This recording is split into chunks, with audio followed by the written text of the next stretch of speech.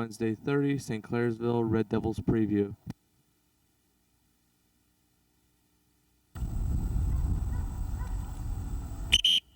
Right side. Before we get a good look at the '87 Red Devils, we should first reflect back on the '86 season. St. C performed magnificently, compiling a 9-1 regular season record. In what was undoubtedly the finest hour in the school's history, they bounced unbeaten and #1 ranked Ironton from the state playoffs. After beating Orville, the Red Devils stood one step from the championship in Columbus. But it just wasn't meant to be on that fateful night against Kenston in the Rubber Bowl. All-staters Sean Vincent and John Spencer have graduated, but irregardless of who wears the St. C uniform, they only know how to do one thing: win. How you win? Work! How you win? Work! How you win? Work! Break! On 3. Set! Go, go! Go! On 4. Set! Go, go! Go! Go! We got a lot of pride up here right now. We don't have the numbers we've had in the years gone by. A lot of our freshmen from last year's team didn't come on out. I don't know the reason why, but it's one of those things. I guess it'll happen. But the kids we do have out here are working hard, and really they're not as big, but they're good kids. We don't have a lot of outstanding kids, but we could have a lot of kids that could be outstanding. Except for Matt Henry, the backfield must be replaced with youngsters. Don't underestimate Henry. On almost any other team, he could have been a 1,000-yard rusher last year. There's a bit more size and a lot more experience on the interior line. The most familiar faces include seniors Ken Holloway, Kyle Basnett, and Dustin Heath, along with junior Joe Pabian. The big stress here is on basics and fundamentals. Strager, in his 38th year, will see to it that they learn them. You got till Saturday to get yourself in damn shape because Uncle George is coming at you. Strager's pride and joy is working with his young quarterbacks. Ready, set, go, turn. What are you doing, Ponzani? What are you doing, Balcar? You was offside. Opening game is Friday night, September 4th at the fairgrounds. Youngstown South, which beat Canton McKinley last year, is the opponent. The next stop on the Ohio Valley Tour will be Wheeling Park. For TV7 Sports, this is George Kellas reporting.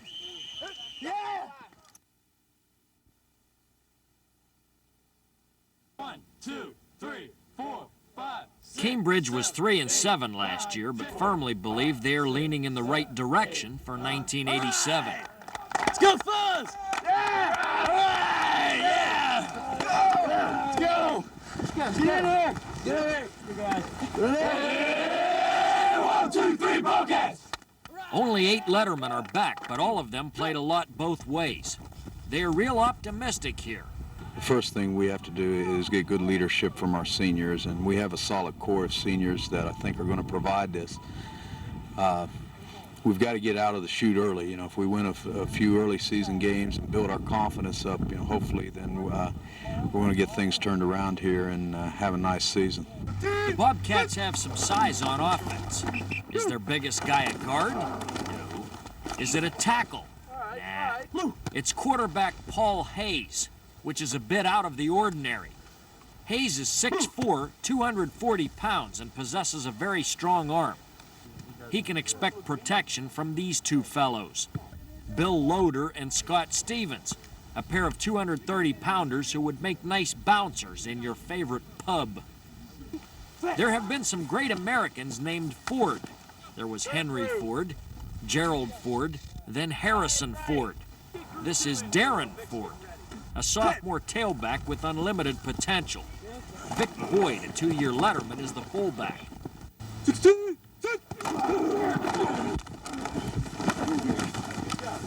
The Bobcats could give some teams the boot this year.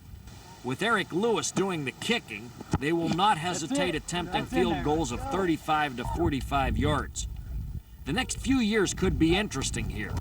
The sophomores went undefeated in their 7th, 8th, and 9th grade seasons. We have an excellent group of sophomores, and we want to build a winning tradition, but we don't want to wait a year or two. We want that winning tradition to start this year. Opening night is Friday, September 4th at Marietta. Next up on high school football preview, the Caldwell Redskins.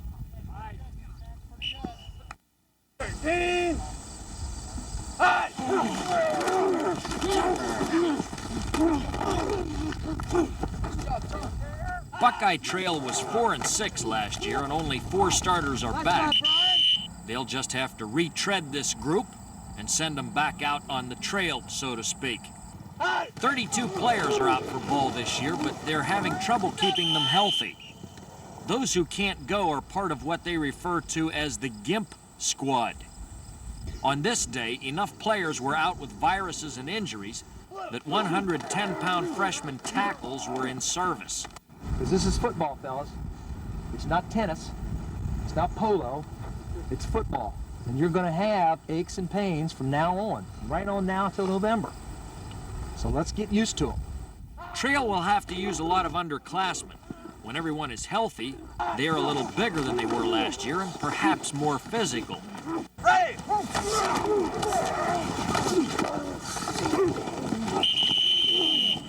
You've got to take the pitch, man.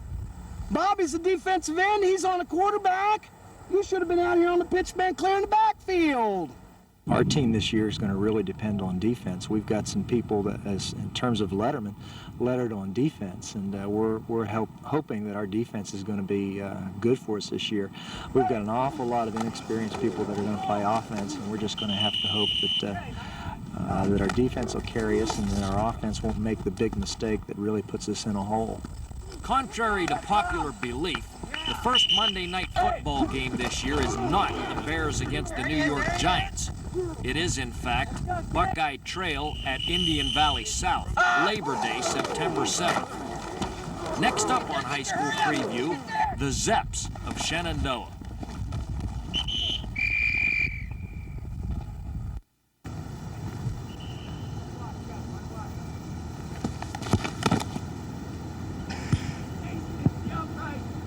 That's about how things went for Wheeling Central during last year's dismal 1-9 campaign. Before we go any further, thoughts of '86 must quickly be dispatched from our minds. Long time ago, George, when we first started our off-season conditioning, we made a pact, the coaching staff and the players. We don't even mention the word last year. The only things we will take off of last year is some things that we can learn from, some positive things we can take out of last year. In August, everyone is enthusiastic. If Central is to be pumped up into October, it'll be because they'll have developed a good offensive line from scratch. The entire front, tight end to tackle, graduated. People who haven't learned the fundamentals of blocking and better. Dog bone attitude. Hey, he's got a bone on his jersey. You go get it. Now, damn it, we're not going to be able to go get it if we don't know what we're doing here. If this guy beats us over here, let him be a better football player than we are. Let him be better than we are. Don't let him beat us because we didn't do our job fundamentally sound. Perhaps a beast will emerge from that group, and maybe it'll be Dave Rubel. They call him Tasmanian, as in Tasmanian Devil. All 7 of the returning lettermen are at the skilled positions. Timmy Murrin and Joey Grubler are the quarterbacks. Reese Coles is 6'1", 240 pounds, and could be tougher to stop than a truck that lost its brakes. Robbie Magruder, Jim Gilson, and Brad Sorge provide quality and depth to the backfield. Quality depth is the big question practically everywhere else on this team. I want these kids to play to their potential, and I think that with the hard work that we've done in the off-season and in the weight room, they've made tremendous gains in that area. Now, getting these guys to believe in themselves and experience confidence early, some confidence early, I think is a big key for us. Of course, the Knights meet Wheeling Park this Saturday afternoon. Next on High School Preview, the Lindsley Cadets. For TV7 Sports, this is George Kellas reporting. Backside B. Hurry up. Reset. Come on. That's it now. Just pick the shape. A lot of mills have closed up and down this river, but the most efficient one is still open for business. It's the Brook Football Factory. Here's their foreman. Okay, that's good. Good. I like it. Yep. They're good. The Bruins are coming off back-to-back visits to the state finals. In '85, they won it all. Last year, they lost in disappointing fashion to Stonewall Jackson and wound up 11-2. All everything Jeff Schweitzer is gone, and the machine will require a few new parts, but it will eventually be a well-oiled juggernaut as usual. If you expect Schweitzer's departure to leave a big void at quarterback, then I've got some bad, sad news for you. They are 5 deep at the position, and all are underclassmen. Junior Jimmy Mirasola could throw a strawberry through a locomotive. Right now, you got the flat route and we got the rock coming across there. It'll be pretty. It'll be a pretty one. See? You gotta push it, you understand? Wasn't that nicer? I like that much better. He might like the running game better, too. Both setbacks return for their senior years, Kevin Komorowski and Raleigh Mason. We're hoping that, put that tradition in effect and take some of those kids that were a part of the success the last couple years, and if they can generate some leadership, it'll help us. There are a couple questionable areas that will have to come along, primarily the offensive line. And the Bruins have suffered a couple unfortunate injuries this August. There was the noticeable absence here of John 280-pound Brown. Fortunately, his banged-up knee should be healed for Friday's opener at Parkersburg.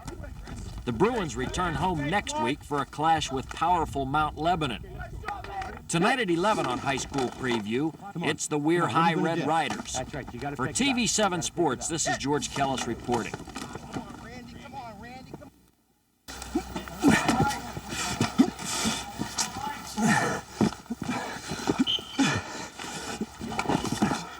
Oops. Well, there's a lot that has to be worked on when you're coming off a 2-8 season. Call Chris, call Chris. Oh, man. Good. The Dragons only have 4 starters on offense returning, along with 3 on D. But according to the coaches, these guys are twice as strong physically as they were last year. That's because 15 minutes before they were out here, they were in here, pumping an iron. It's safe to describe the '87 Dragons as big, strong, and slow. They work hard at these drills so no one will be tiring in the late going. Both tackles are back, a pair of 220-pound bookends. Dave Wood is a junior, Roger McCracken a senior. I've got a good idea for a monster movie. How about Godzilla meets the Cameron Dragon? At 6'5", 243 pounds, center Mike Anderson is big enough to turn that old Japanese movie lizard into luggage and ladies' handbags. The backfield looks pretty solid, even though it's made up of underclassmen. And interestingly, this will be the 7th consecutive year they will have someone named Trowbridge as the quarterback. This is Dan.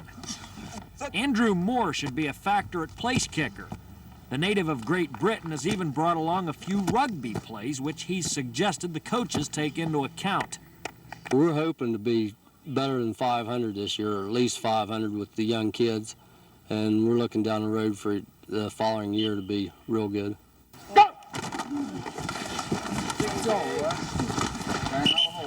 The Dragons open at Bishop Donahue Saturday, September 5th.